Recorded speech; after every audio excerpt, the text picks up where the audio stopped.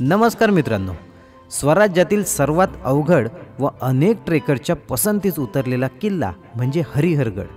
एका सरळ शिडीसारख्या वाटेने चढाई करून सर केल्या जाणाऱ्या या गडाचा इतिहास अतिशय मजेशीर आहे. चला तर मग आज आपण हरिहरगडाची सफर करूयात ड्रोनच्या नजरेतून.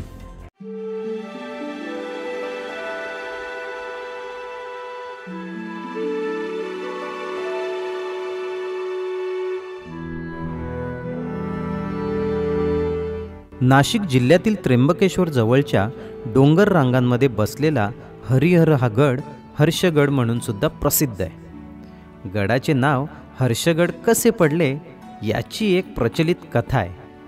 एकदा या गडाला यवनांकडून वेढा पडला होता.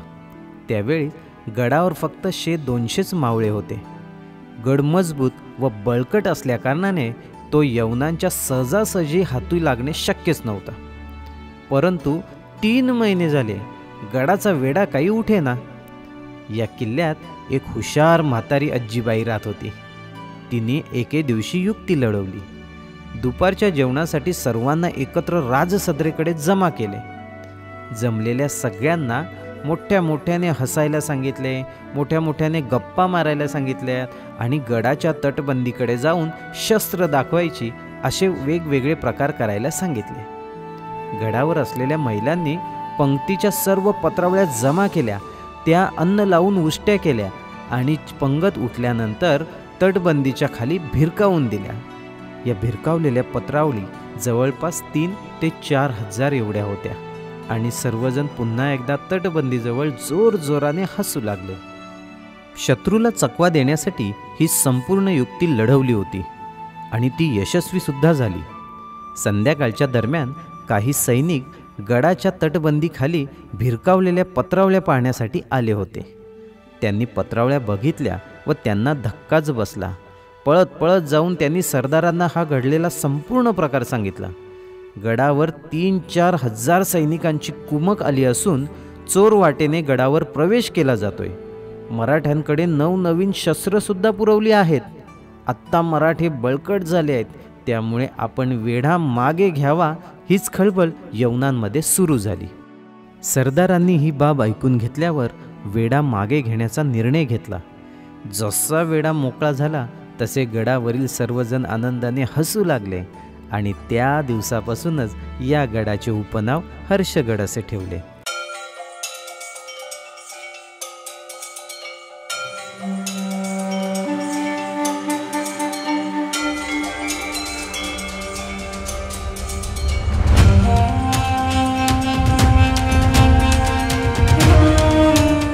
हरिहर किल्ला सह्याद्रीच्या उंच अशा हिरव्यागार टेकड्यांच्या माथ्यावर बसलेला एक मजबूत किल्ला आहे. त्याला पश्चिम घाट म्हणून देखील ओळखले जाते. हा किल्ला घोटी आणि नाशिक या शहरांपासून अवघ्या 40 किलोमीटर अंतरावर आहे. हा महत्त्वपूर्ण किल्ला महाराष्ट्र गुजरात यांना जोडणाऱ्या गोंडा घाट व्यापारी मार्गावर असल्यामुळे तो या घाट माथ्याचा रखवालदार म्हणून काम पाहत असे. आज हरिहर हा किल्ला ट्रेकरसाठी आकर्षणाचे केंद्र बनले आहे.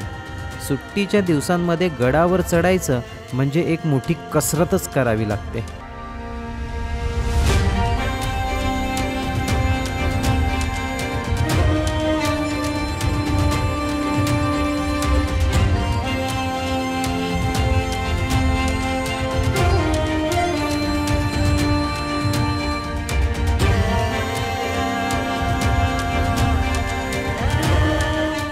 हरिहर किल्ल्याची निर्मिती ही यादव वंशीय राजवटीच्या काळात म्हणजेच 9व्या ते 12व्या शतकामध्ये झाली असल्याचे अनुमान लावले जाते. तत्काळात गोंडा घाटवाटेने गुजरात म्हणजेच सुरत येथे व्यापार केला जात असे आणि म्हणून या व्यापारी दळणवळणावर लक्ष ठेवण्यासाठी या किल्ल्याची निर्मिती ही महत्त्वपूर्ण मानली जाते. यादव काळापासून ते ब्रिटिश काळ येईपर्यंत अनेक हल्ले प्रतिहल्ले या किल्ल्यावर झालेले आहेत. त्यामुळे वाटा व कातळ पायरी मार्गाचे अतोनात नुकसान झालेले आहे. गडावर जाणारी मूळ वाट ही कोसळून पडल्यामुळं सध्या असलेली वाट ही नव्याने तयार केलेली आहे. अहमदनगरच्या राजघराण्याची सीमा या हरिहर गडापर्यंत व्यापलेली होती. त्यांनी बरेचसे बदल व गडावरील बांधकामे ही नव्याने केल्याचे पुरावे आपल्याला बघायला मिळतात.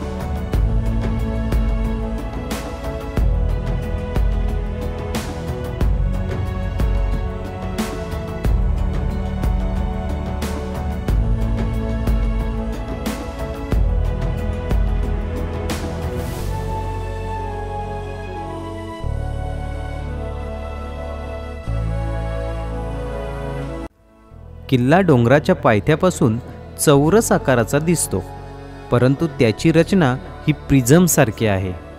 दोन्ही बाजूने 0 अंशाचे कडे तर समोरील बाजूस 75 अंशांचा कडा आहे.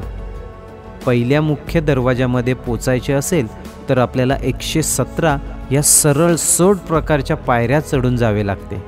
बरेच जण या पायऱ्या बघून इथूनच माघारी फिरतात. त्यानंतर आपण गडाच्या देवडी वाटेने प्रवास करतो. येथे खऱ्या अर्थाने थ्रिलिंगला सुरुवात होते. आधार नसलेल्या 85 पायऱ्या त्याही गोलाकार पद्धतीने पार करून आपण बालेकिल्ल्यामध्ये प्रवेश करतो. अगदी अंगावर रोमांच उभे करणारा हा क्षण असतो. बऱ्याच जणांचे तर पाय येथे लटलटा कापायला सुरुवात होते. पण थोडं वर चढून गेल्यावर जिंकल्याची भावना आपल्या मनात उत्पन्न होते व सारे थ्रिल विसरून आपण फक्त स्वर्ग सुख अनुभवायला सुरुवात करतो.